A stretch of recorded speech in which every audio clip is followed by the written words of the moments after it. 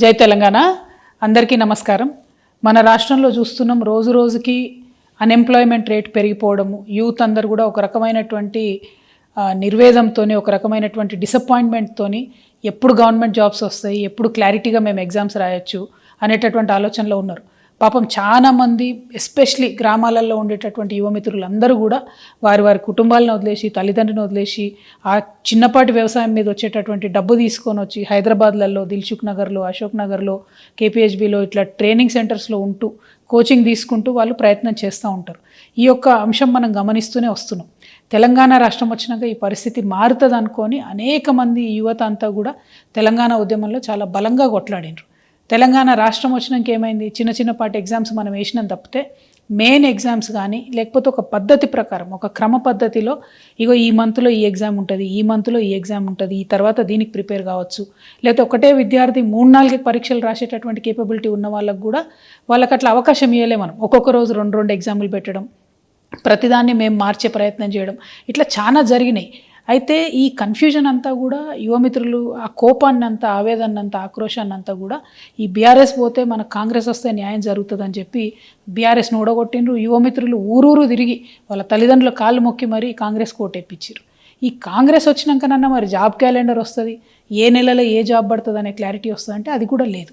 అయితే ఇక్కడ దారుణం ఏం జరిగిందంటే, బీఆర్ఎస్ ప్రభుత్వం ఉన్నప్పుడు స్టేట్ లెవెల్ పోస్టులలో కూడా ఏవైతే ఇంజనీర్ల పోస్టులు ఉంటాయో, సపరేట్గా ఎగ్జామ్ రాసి వాటికి క్వాలిఫై అయ్యాల్సిన పోస్టులు ఉంటాయో అట్లాంటి పోస్టులు కూడా జెన్కోలో మన బోయిన్పల్లి సరిత లాంటి వాళ్ళ కేసులో ప్లస్ ఇంకో 5-6 కేసులో మనం చూసినాం. దాదాపు 1,50,000 జీతానికి ప్రొవిజనల్ అనేటటువంటి ఒక చిన్న పదం అడ్డం పెట్టుకొని ఎటువంటి పరీక్షలు లేకుండా ఉద్యోగాలు ఇచ్చినటువంటి పరిస్థితి చూసినాం.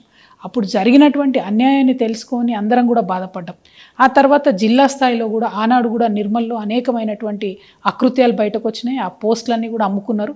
44 పోస్టులు దాదాపు 12 లక్షలు, 14 లక్షలు, 15 లక్షలకు అమ్ముకుంటే అది అందరూ కూడా జనం గగ్గోలు పెట్టి, యువమిత్రులంతా గగ్గోలు పెడితే అవి క్యాన్సిల్ అయినాయి. ఇప్పటికి కూడా పాపం అప్పుడెప్పుడో చేరినటువంటి వాళ్ళు, కాంట్రాక్ట్ పద్ధతిలో చేరినటువంటి వాళ్ళు నిర్మల్లో ఇంకా కొనసాగుతున్నారు. వాళ్ళే డబ్బులు ఇచ్చి ఉన్నారు, కానీ ఎటువంటి న్యాయం కూడా జరగలేదు. ఎందుకంటే అప్పుడు బీఆర్ఎస్లో ఉండి అన్యాయం చేసిన పెద్ద నాయకులంతా ఇప్పుడు కాంగ్రెస్లో వచ్చి చేరిండ్రు. సో ఈ పాలిటిక్స్ని దయచేసి యూత్ గమనించాలి. నేను ప్రభుత్వానికి హెచ్చరిక చేస్తూ ఉన్నా. నా దగ్గరికి చాలామంది యువమిత్రులు వచ్చిండ్రు. వారు భయపడుతున్నది ఏంటంటే, ఎట్లా అయితే బీఆర్ఎస్ గవర్నమెంట్లో రాష్ట్ర స్థాయి పోస్టులలో, జిల్లా స్థాయి పోస్టులలో అన్యాయం జరిగిందో, అది ట్రాన్స్కో కావచ్చు, జెన్కో కావచ్చు, ఇరిగేషన్ కావచ్చు, రెవెన్యూ కావచ్చు, అదేవిధంగా మున్సిపల్ కావచ్చు, ముఖ్యంగా మన ముఖ్యమంత్రి గారి శాఖ కావచ్చు, అన్ని జిల్లాలలో కూడా ఇప్పుడు కొన్ని పోస్టులు పడతా ఉన్నాయి. అవేంటి అంటే జూనియర్ అసిస్టెంట్లు, రికార్డ్ అసిస్టెంట్లు, ఆఫీస్ సబార్డినేట్ లాంటి ఇంకా అనేక పోస్టులు పడతా ఉన్నాయి. సో ఈ పోస్టులన్నీ కూడా ఎట్లాంటివి అంటే ఎస్సీ, ఎస్టీ, బీసీ బ్యాక్లాగ్ పోస్టులు, అంటే ఇదివరకు ఏవైతే నింపకుండా వదిలిపెట్టారో ఆ పోస్టులు, ఈ పోస్టులని.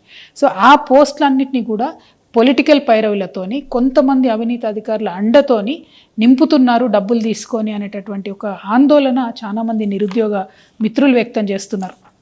నా దగ్గరకు వచ్చి కలిసిన వాళ్ళలో నిజామాబాద్ కావచ్చు, కామారెడ్డి కావచ్చు, మహబూబ్ నగర్ కావచ్చు, కరీంనగర్, నిర్మల్, ఆదిలాబాద్, వికారాబాద్, ఇట్లా అనేక జిల్లాల నుండి యూత్ అంతా వచ్చి కూడా మాట్లాడుతున్నటువంటి సందర్భం.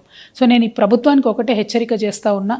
ఏవైతే ఇట్లా బీఆర్ఎస్ టైంలో అన్యాయం జరిగిందో, ఏదైతే పోస్టులు అమ్ముకున్నారనేటటువంటి ఆరోపణలు, అక్కడక్కడ రుజువైనటువంటి ఆరోపణలు ఉన్నాయో, ఏదైతే చిన్న జిల్లా స్థాయి పోస్టులు కూడా అమ్ముకున్నారో అదే పరిస్థితి మల్లయ్యల కాంగ్రెస్లో వచ్చేటట్టు కనబడతా ఉన్నది. దయచేసి కళ్ళు తెరవండి, అధికారులకు స్ట్రిక్ట్ వార్నింగ్ ఇవ్వండి. నేను జిల్లా కలెక్టర్లందరినీ కూడా రిక్వెస్ట్ చేస్తూ ఉన్నా, ఈ డిపార్ట్మెంట్లో జిల్లా స్థాయి పోస్టులన్నీ కూడా మీ కలెక్టర్ల పరిధిలోనే ఉంటాయి. ప్రాపర్ ట్రాన్స్పరెంట్ రిక్రూట్మెంట్ చేయండి. చాలామంది యంగ్స్టర్స్ ఆశలు పెట్టుకొని ఉన్నారు, ఈ జాబ్స్ మాకు వస్తాయి, మేము సెటిల్ అవుతాం లైఫ్లో అనే ఆశతో ఉన్నారు.